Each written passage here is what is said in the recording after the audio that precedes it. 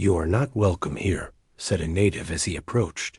A tale of hostility, understanding, and the bridges built between worlds apart. The dust from the unpaved road clung to Harold Blackwood's weathered face as his ancient truck rattled to a stop on the outskirts of Salta, Argentina. At 67, his body ached from the long journey through the northwestern provinces, but his eyes, sharp blue beneath bushy white eyebrows, surveyed the landscape with the practiced gaze of a man who had spent decades exploring the world's forgotten corners. The year was 1954, and this remote region remained largely untouched by the modernization sweeping through Buenos Aires. Before we dive deeper into Harold's unexpected journey in the Argentinian countryside, take a moment to subscribe and hit the notification bell. Each week, we bring you authentic tales of courage and cultural discovery that history textbooks left behind. Harold stepped down from the vehicle, his joints protesting after hours of driving over rough terrain.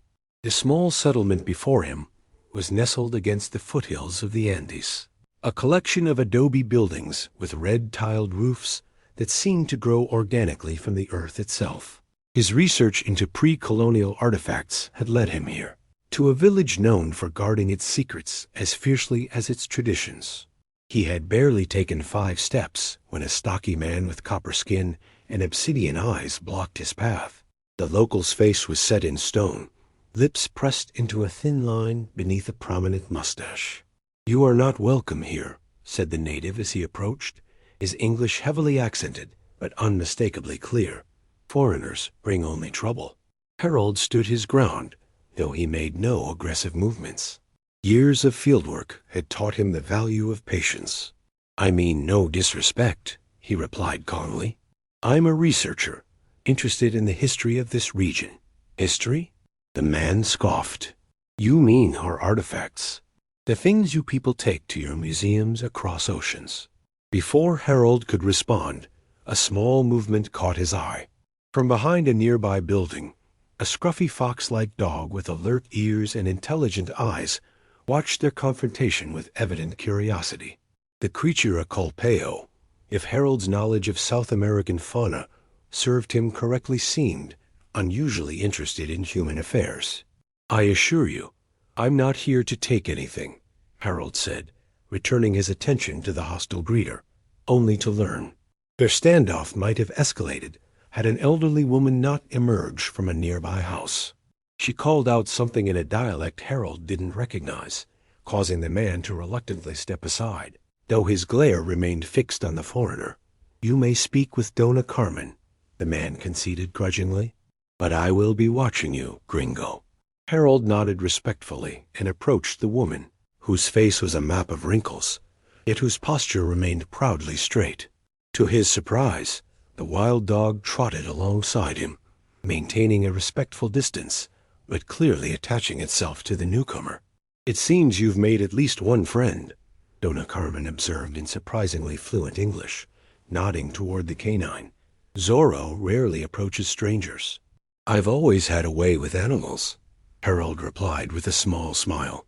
"They judge character more honestly than people." The old woman's eyes crinkled. "Perhaps. Or perhaps he simply smells the beef jerky in your pocket." Harold laughed despite himself.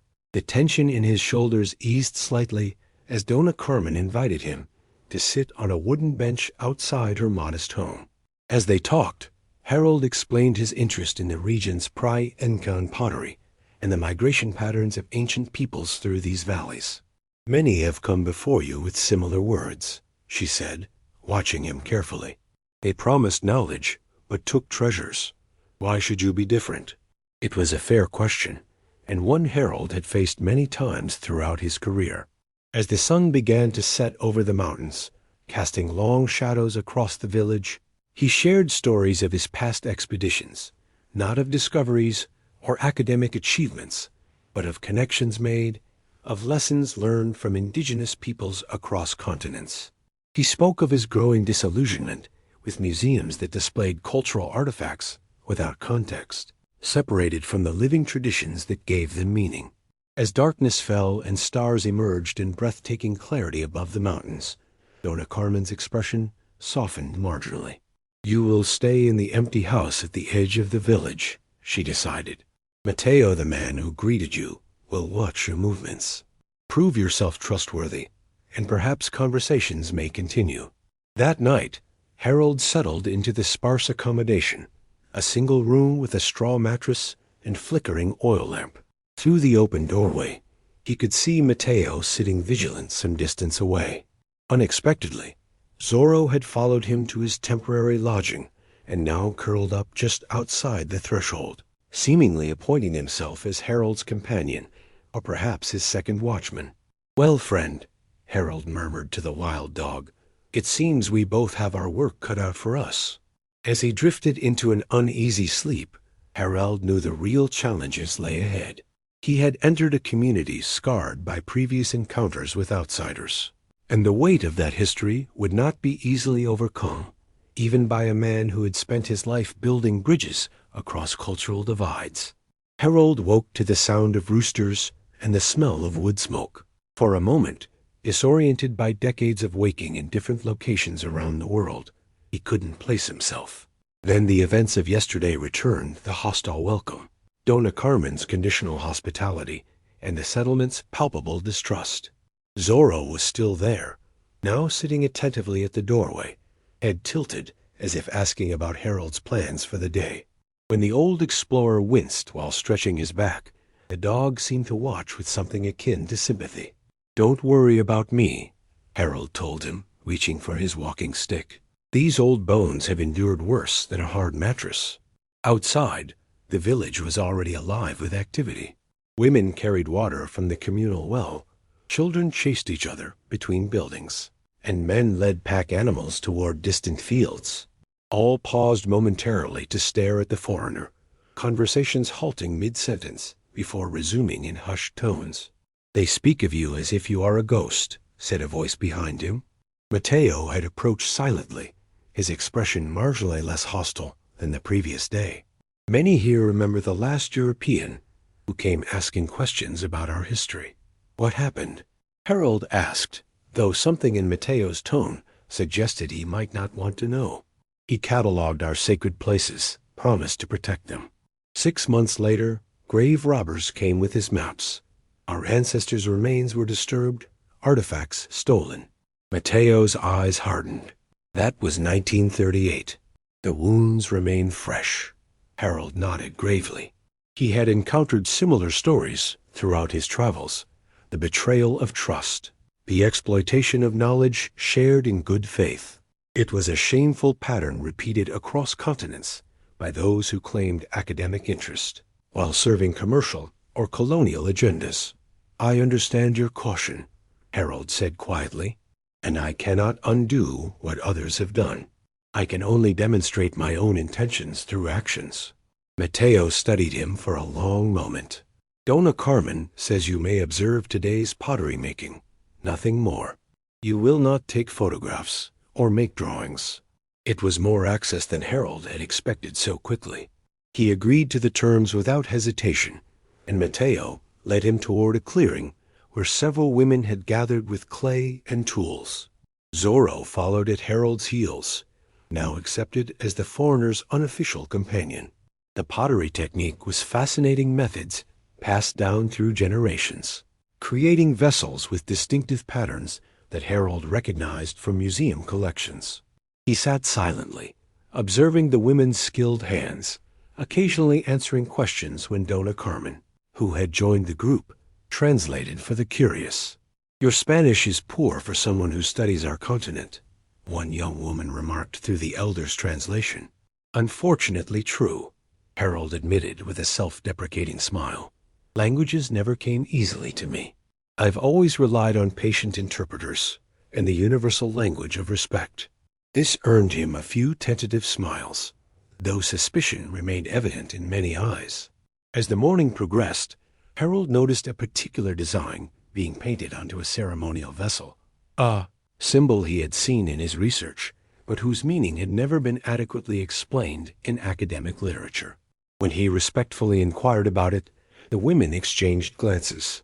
Finally, Dona Carmen spoke. "It represents the 3 worlds, the heavens above, earth in the middle, and the underworld below. The line connecting them is the axis of life that sustains all existence.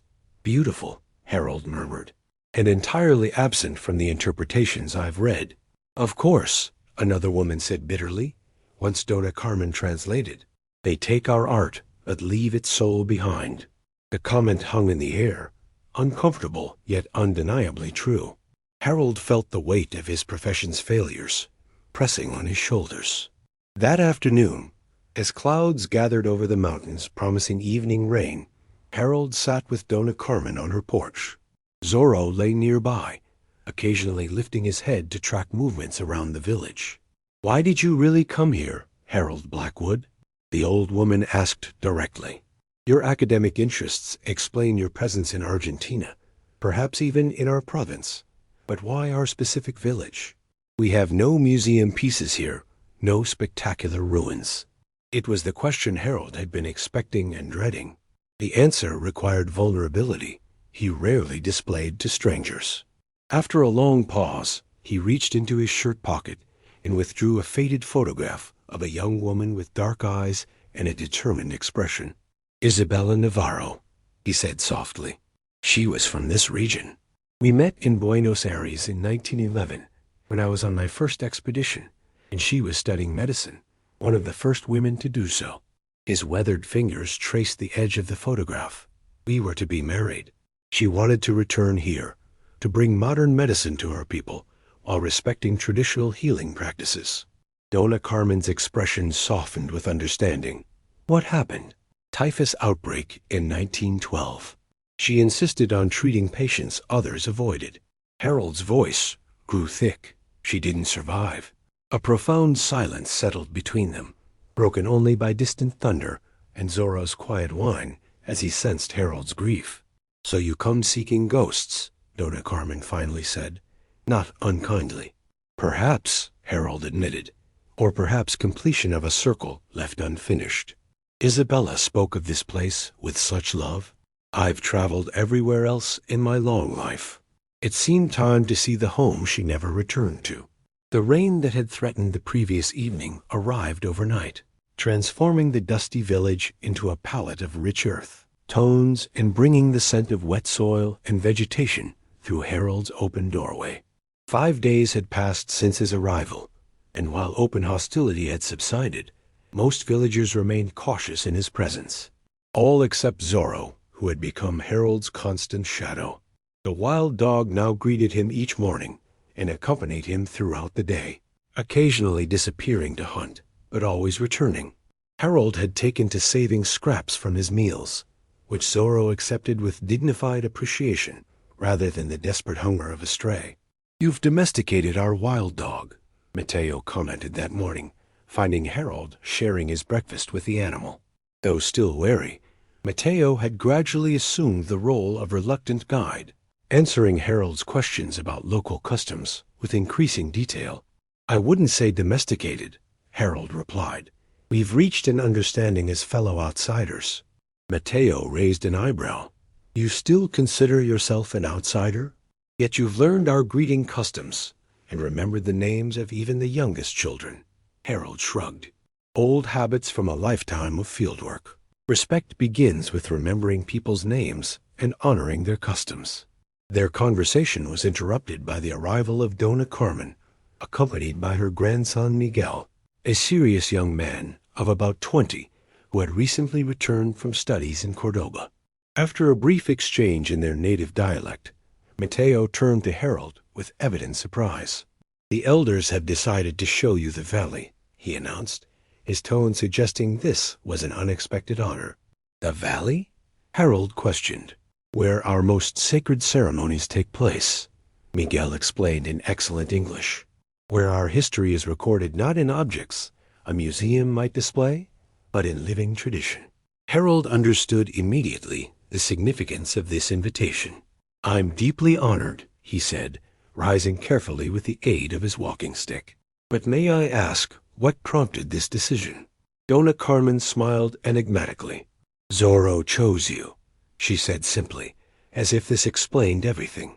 Before Harold could request clarification, The small group began walking toward a narrow path leading into the mountains, the wild dog trotting ahead as if he knew their destination. The journey was challenging for Harold's aging body. The path climbed steadily, winding between rock formations and across streams swollen by the night's rainfall. Several times he needed to stop and catch his breath, embarrassed by his limitations, until Miguel quietly mentioned that even younger villagers found the climb demanding. "My grandmother makes this journey every month," Miguel added with evident pride. "She says the difficulty of the path ensures only those with proper intentions arrive at sacred places." After nearly 2 hours of hiking, they rounded a bend, and Harold stopped in astonishment. Before them lay a hidden valley, invisible from below, where a small lake reflected the surrounding mountains like a perfect mirror. Near its shore stood ancient stone structures, not grand or imposing like Incan ruins, but subtle, integrated with the natural landscape in a way that suggested profound connection rather than dominion over nature. "This has been our sanctuary for centuries," Mateo explained, his typical gruffness softened by evident pride. "When conquistadors came, when governments changed, when foreigners sought to civilize us, this remained ours alone." As they descended into the valley, Harold noticed petroglyphs carved into stones along the path symbols similar to those on the pottery, but more complex, telling stories he could sense but not comprehend. Miguel explained that twice yearly, the entire community made this journey for ceremonies, connecting them with ancestors and renewing traditional knowledge. Near the lake's edge, a semicircle of stones created a natural gathering place. Dona Carmen invited Harold to sit, then began speaking in a formal cadence that Miguel translated. "She says our people have faced many threats over centuries," Miguel relayed. "Conquest, disease, those who would take our land or change our beliefs. But the greatest danger came from those who stole not our possessions, but our stories, taking cultural knowledge without understanding its context, displaying sacred objects as curiosities." Harold nodded solemnly. It was a criticism his profession had only recently begun to acknowledge. "My grandmother had a dream about you," Miguel continued translating. "She saw you not as one who takes, but as one who returns. She believes Isabella sent you." Harold's breath caught in his throat at the mention of Isabella. "How could she know about—" "Isabella Navarro was my grandmother's cousin," Miguel explained. "Her story and yours has been part of our family history." The foreign researcher who loved her, who continued his work after her death, but never came to her homeland. Until now. Emotions Harold had contained for decades threatened to overflow. Zorro, sensing his distress, pressed against his leg in silent support. Dona Carmen continued speaking, her voice gaining strength as she gestured toward the ancient structures. "She says our greatest treasures are not objects, but understanding of plants that heal, stories that connect generations, ceremonies that maintain balance with the earth. This is what Isabella wanted to preserve while bringing new medical knowledge. She would have bridged worlds so effectively," Harold said quietly. Miguel nodded. "That is why you are here today, not to see artifacts, but to understand why they matter to living people." For the next several hours, Harold was given the extraordinary privilege of witnessing community knowledge usually kept from outsiders. Dona Carmen showed him medicinal plants growing around the lake and explained their uses, knowledge increasingly validated by modern science. Mateo demonstrated how certain rock formations created astronomical markers tracking solstices and equinoxes. Miguel translated stories connecting landscape features to ancestral history. As afternoon shadows lengthened across the valley, Harold felt a profound sense of completion, not just for his journey to Isabella's homeland, but for his lifelong academic pursuit. Here was the context so often missing from museum exhibits and academic papers, the living cultural framework that gave artifacts their true significance. "Thank you," he said finally, the words utterly inadequate for the gift he had received. "I understand now what Isabella was trying to tell me all those years ago about the difference between studying culture and honoring it. The return journey from the sacred valley passed largely in contemplative silence. Harold's mind was processing everything he had learned, not just facts and observations for academic papers, but deeper truths about the relationship between knowledge and responsibility. Zorro led the way down the mountain path, occasionally looking back as if checking that Harold was managing the descent. That evening, the village atmosphere had noticeably shifted. While not exactly celebratory, there was a tentative acceptance of Harold's presence.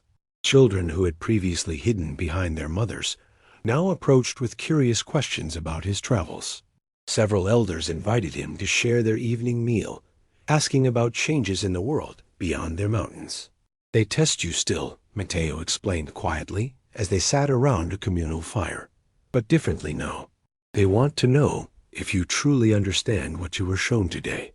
Harold nodded, choosing his words carefully as he responded to questions. He spoke not as an expert analyzing their culture, but as a respectful visitor grateful for insights shared. When asked about his future plans, he surprised himself with his answer. "I've spent decades collecting knowledge," he said, Dona Carmen translating his words. "Perhaps it's time I focus on protecting it instead." Later that night, unable to sleep despite physical exhaustion, Harold sat outside his temporary home beneath a canopy of stars. Zorro lay nearby, head on paws but eyes alert. The village was quiet, except for the occasional barking of dogs and distant guitar music from a gathering of young people. "I was wrong to wait so long," Harold told Zorro softly. "Isabella wanted me to come here with her, to understand her people through her eyes. I chose expeditions to more significant archaeological sites instead." He sighed deeply. "The greatest discoveries aren't things to be excavated, but connections to be honored." The following morning brought unexpected news. Miguel approached as Harold was helping an elderly man repair a stone wall, a small effort to contribute to the community that had shared so much. "There's someone asking for you in the village," Miguel announced. "A government official from Buenos Aires. He says he's been tracking your movements across Argentina." Harold's stomach tightened with apprehension. He had operated with proper research permits, but Argentina's political situation remained complicated. Following Miguel to the village center, he found a well-dressed man in city clothes speaking with Mateo and several elders. Zorro kept close to Harold's side, hackles slightly raised. "Dr. Blackwood," the man greeted him with professional courtesy. "I'm Diego Alvarez from the National Heritage Department. We've been following your research with interest." "I have all necessary permissions," Harold began cautiously. Alvarez waved this away. "You're not in any trouble. Quite the contrary. Your papers on collaborative archaeology have influenced our ministry's new policies. When we heard you were in this Region 1, previously closed to researchers, we hoped to discuss a potential partnership." As the conversation unfolded, Harold learned that Argentina's new administration was establishing a program to document indigenous cultural practices with full community ownership of resulting materials. Alvarez had brought preliminary information, hoping Harold might serve as a consultant based on his reputation for ethical fieldwork. "We need someone who understands both academic requirements and community concerns," Alvarez explained. "Someone communities might actually trust." The village elders listened with understandable skepticism. Too many promises had been broken before. Yet when Alvarez mentioned that local people would be trained to conduct documentation themselves, with technical support but not oversight from the government, interest visibly grew. "This could preserve knowledge on our terms," Miguel said thoughtfully after translating for his grandmother. "But why would the government suddenly care about our traditions?" Alvarez's answer was surprisingly candid. "Partly changing global standards in cultural heritage, partly recognition that traditional knowledge about agriculture, medicine, and environmental management has practical value. And yes, partly political calculations about indigenous relations." Harold appreciated the honesty. "Mixed motives often produce better results than pure ones," he observed. "They're more durable when circumstances change." The discussions continued throughout the day, moving from general concepts to specific concerns about intellectual property, sacred knowledge, and community control. Harold found himself in an unexpected role, not the visiting academic extracting knowledge, but a mediator helping translate between institutional and community perspectives. By evening, a tentative framework had emerged. The village would consider participating in the documentation program, but only after visiting other communities already involved. Miguel and 2 other young people would receive training in recording techniques, with elders maintaining authority over what could be documented. As Alvarez prepared to leave, promising to send formal materials outlining the program, he shook Harold's hand warmly. "Your reputation doesn't do you justice, Doctor. I expected academic brilliance, but not such practical wisdom about navigating cultural sensitivities." "Wisdom earned through many mistakes," Harold admitted. "And please, it's just Harold now. I left academic titles behind some time ago." That night, a small celebration formed in the village center. Not for any agreement with the government, such matters required careful consideration, but for something more fundamental, a moment of connection across cultural divides that had long seemed unbridgeable. Musicians brought out traditional instruments, fires were built, and food shared. Harold found himself seated beside Dona Carmen, watching younger villagers perform dances that blended ancient patterns with modern influences. "Isabella would have loved this," he said softly. The old woman nodded. She always believed understanding could grow between different worlds without requiring either to disappear. "A vision ahead of our time," Harold replied, "though perhaps now its moment has come."